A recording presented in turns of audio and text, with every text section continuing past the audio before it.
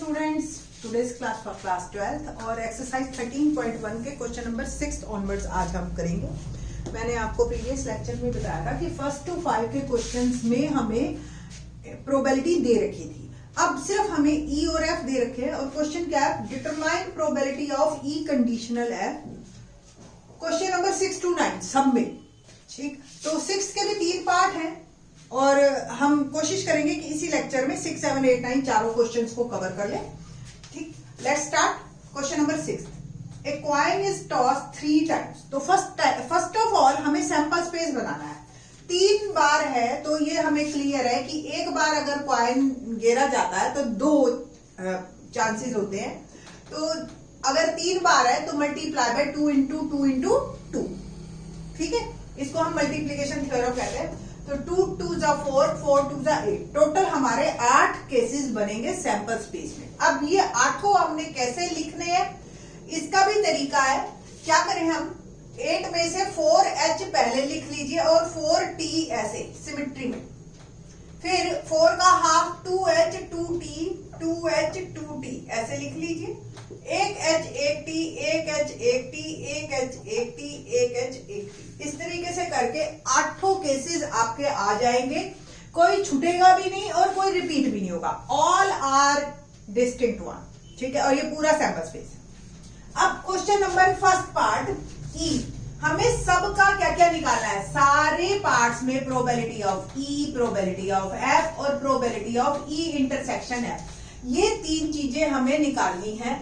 Reason being probability of E by F. In fact हमें probability of E की जरूरत नहीं है। Reason, probability of E by F के फार्मूले में हमारे पास आता है फॉर्मूला जो है probability of E intersection F upon probability of F. ये हमें चाहिए, ठीक। तो फॉर इन दिस केस हमें प्रोबेबिलिटी ऑफ ई नहीं चाहिए, बट फिर भी आप लोग इसको निकालिए, अच्छा लगेगा आपको कि भी ये जो है एक सिमेट्री बनती है। एफ बाई ई आ गया तो डायरेक्ट निकाल सकते हैं।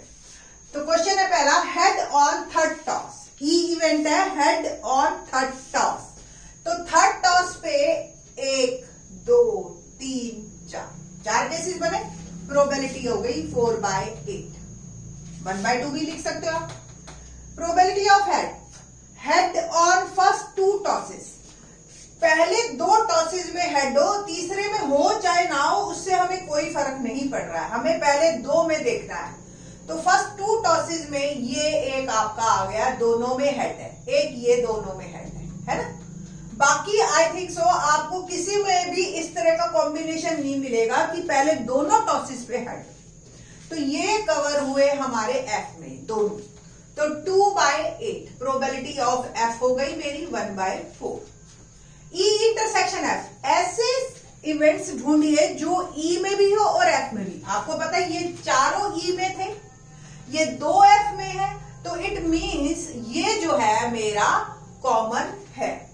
तो कॉमन वाला यानी कि एक ही केस ऐसा मिला जो ई एज वेल एज एफ दोनों में है। तो कॉमन जो मेरे पास आया ई इंटरसेक्शन एफ, दैट इज 1/8।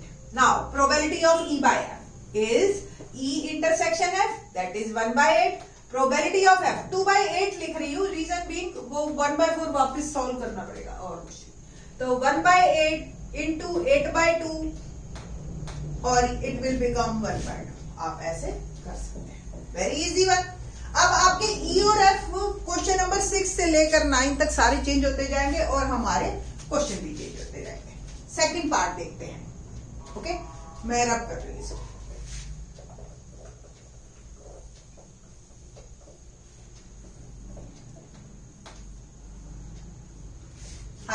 तो second, at least 2 head.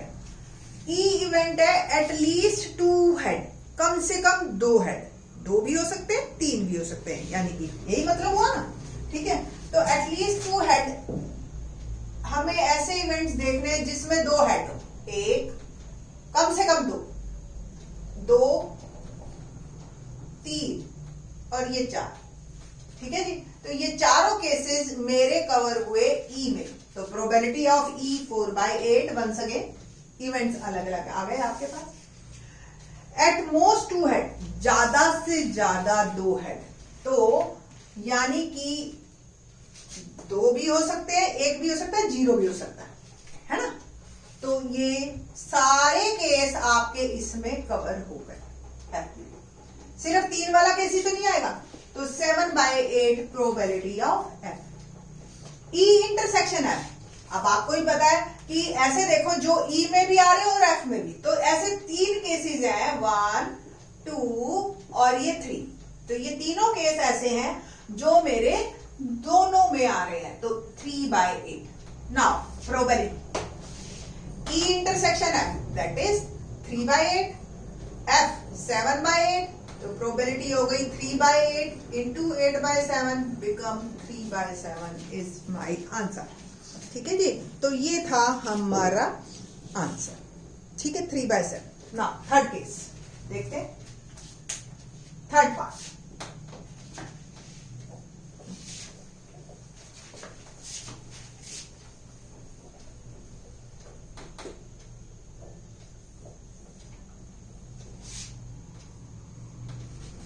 Third part, at most 2 tail, ज्यादा से ज्यादा 2 टेल, तो 2 1 0। इट मीन्स ये वाले सारे केस हो गए तीनों टेल से के अलावा। तो ये ई इवेंट आ गया आपका। तो ई इवेंट में आपका प्रोबेबिलिटी होगी 7/8। एटलीस्ट 1 टेल, कम से कम 1 टेल। तो कम से कम 1 टेल का मतलब 1 और 2 भी हो जाएंगी, 3 भी हो जाएंगी। सिर्फ 0 टेल नहीं होनी चाहिए। तो आई थिंक सो 0 टेल का मतलब ये वाला केस हटा दीजिए और ये आ गया आपके पास ये 7। फिर से देखो, एटलीस्ट 1 टेल या एट मोस्ट 2 हेड, एक ही बात है, बनी ना बात। तो एफ, तो प्रोबेबिलिटी ऑफ एफ हो गई 7/8। ई इंटरसेक्शन एफ, ई में ये 7 है, एफ में ये 7 है, तो ये जो आपके बीच के 6 हो गए ये आपके कॉमन है। तो 6/8। तो probability of E intersection F upon में probability of F is 6/8 upon 7/8। Answer is 6/7। 12th class में हो, मेरे ख्याल से आपको अब अच्छी तरह से समझ आ गया होगा। ठीक है जी, तो ये था very easy one question 6th का। 6th के तीनों पार्ट आपको क्लियर होने चाहिए। ये जो आपको क्वेश्चंस दिए ना, ये इसलिए दिए कि आपके दिमाग में इवेंट्स क्लियर हो। कंपाउंड इवेंट्स, ये जो हम 11th क्लास में आपको पढ़ा के आए हैं, तो ये सब आपके दिमाग में क्लियर होने चाहिए, तभी हम आगे फर्दर 6 मार्क का क्वेश्चन बेस्ड थ्योरम कर पाएंगे। क्वेश्चन नंबर 7 बात करते हैं। 7 में ई जो है 2 कॉइन्स आर टॉस्ड। अब 2 ही कॉइन्स है, ये तो और भी आसान हो गया। इसमें सिर्फ 4 ही केस बनेंगे आपके, 2H 2T, 1H 1T। Okay ना, फर्स्ट ई क्या है 7 के फर्स्ट पार्ट में? 2 tail appear on 1 coin. Tail appears on 1 coin and F event है मेरे पास 1 कॉइन शोज हेड।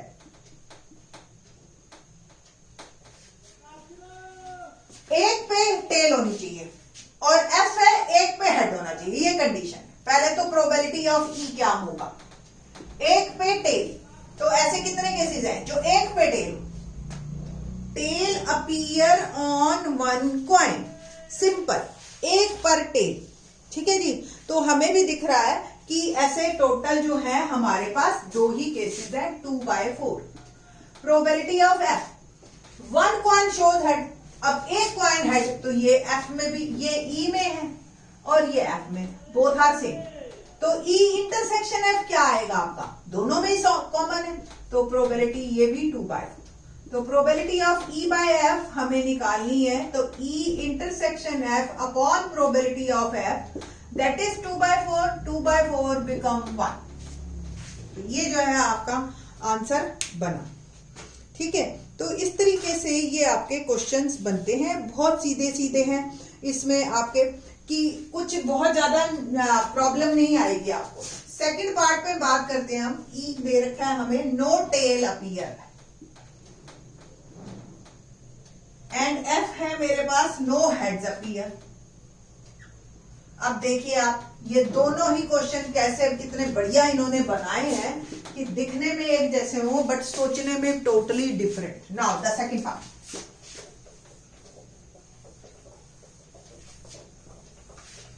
ना probability of E, no tail, tail नहीं होनी चाहिए, बाकी कुछ मर्जी हो, तो टेल ना हो तो सिर्फ एक ही केस बना ई 1/4। नो हेड, तो सिर्फ हेड नहीं होना चाहिए, तो यही एक केस बनेगा जिसमें हेड नहीं है, तो 1/4। ई इंटरसेक्शन एफ, देखिए ये ई में आ रहा है, ये एफ में आ रहा है, कॉमन कुछ भी नहीं है, प्रोबेबिलिटी हो गई 0/4। तो ई कंडीशनल एफ यानी कि probability of E intersection F upon probability of at, that is 0/4 upon में 1/4, और ये हो गया 0 अपॉन समथिंग इज 0। ठीक है, तो प्रोबेबिलिटी हो गई हमारी 0। तो ये आपका आंसर है। तो दोनों ही केसेस में देखिए, एक में परफेक्ट था और एक में जो है वो है impossible. No tail no head, conditional में बात कर रहे हैं हम सिर्फ, ऐसा नहीं है कि नॉर्मल प्रोबेबिलिटी में नो टेल नो हेड आ सकता है। ओके, नाउ क्वेश्चन नंबर 8 पे बात करते हैं। क्वेश्चन नंबर 8 क्या है? A die is thrown three time. अब डाई 3 टाइम, पहले तो इसी पे ही बात कर लें, यही एक लाइन भारी पड़ जाएगी नहीं तो। देखिए जी, एक डाई है, एक डाई में जब हम गिरते हैं तो 6 केसेस आते हैं, 3 टाइम में है तो 6 × 6 × 6, तो सैंपल स्पेस मेरा 216 नंबर का बनेगा। ठीक है, तो ये खुद में ही अपने आप में एक महान चीज है, इसको मैं 216 नंबर लिख नहीं सकती यहाँ पे, फिर जो जो इवेंट के अकॉर्डिंग आएगा वो लिखेंगे हम। तो पहला की इवेंट, एक ही पार्ट है, very good. 4 appears on third toss. पहले 2 टॉसेस में कुछ भी हो, 6 and 5 appears respectively on first 2 tosses. On first 2 tosses क्या मतलब हुआ कि पहले प्रोबेबिलिटी ऑफ लीक, देखो जो भी 216 में से जो इसमें आ रहे हैं ना वो इवेंट्स में लिखती जाती है।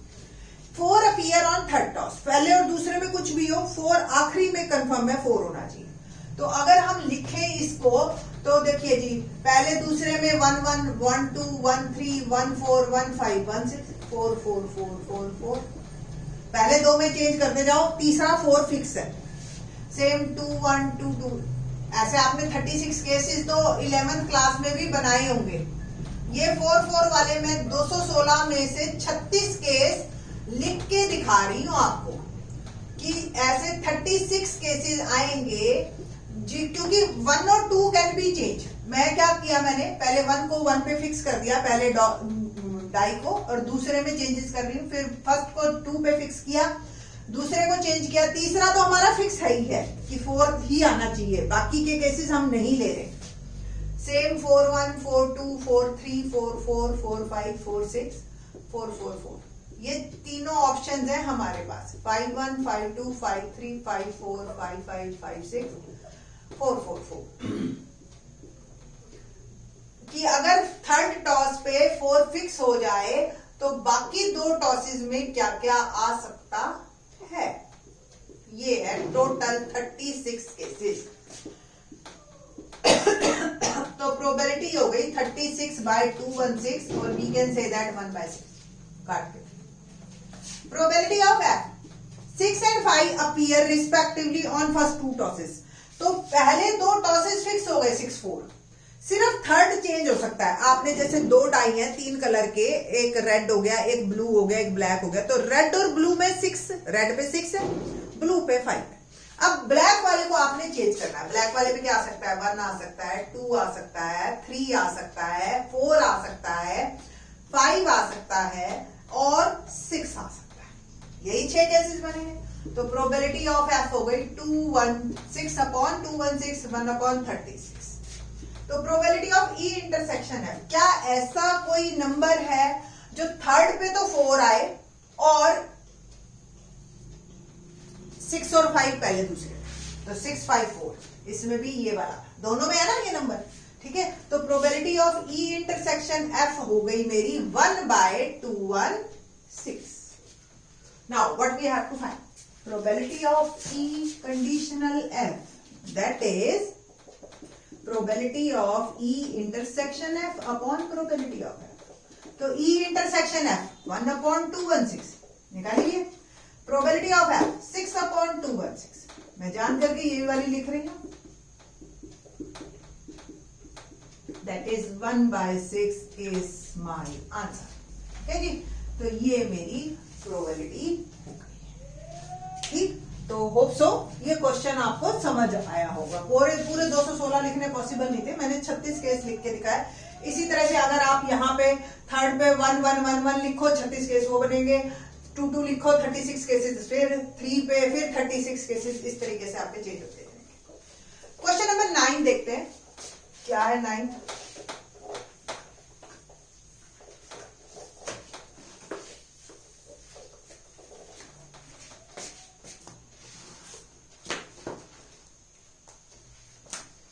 हाँ जी, तो father is in the middle, mother father और son line up at random for a family picture.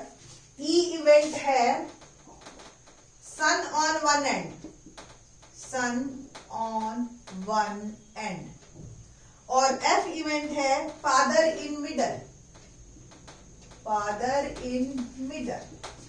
पहले तो देखते हैं कि किस तरीके से बन सकती है फोटो। फादर बीच में हो जाए, फादर एक साइड में, मदर सन, ठीक है जी, और फादर फिक्स और सन और मदर।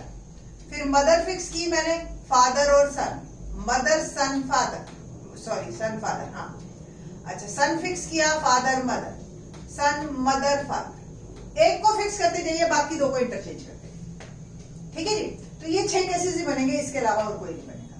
ई इवेंट क्या है, सन ऑन वन एंड, एक एंड में सन होना चाहिए, तो 1 और